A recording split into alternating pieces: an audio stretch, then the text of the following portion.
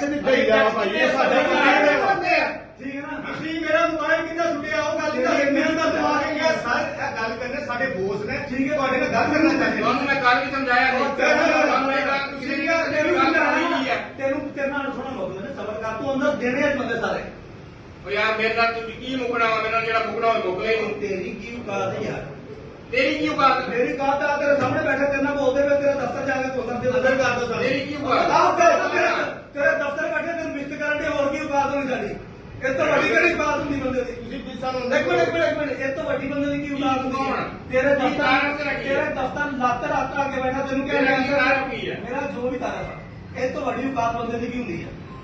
ਤੇਰੀ ਔਕਾਤ ਮੈਨੂੰ ਨਹੀਂ ਕਿਹੜਾ ਹੈ, ਪਾਇਲ ਮਾਰਦਾ? ਤੇਰੀ ਔਕਾਤ ਨਹੀਂ ਹੈ ਇਹਦਾ ਵਿਸਤਾਉਣ ਦੇ ਦਫ਼ਤਰ 'ਚ ਬਹਿ ਕੇ ਸਾਰੇ ਥਾਣੇ ਦੇ ਸਾਹਮਣੇ। ਇਹ ਗੱਲ ਦੇਖ ਰੱਖ, ਤੇਰੀ ਔਕਾਤ ਨਹੀਂ ਹੈ ਬੇਟਾ। ਕੀ ਹੋਇਆ?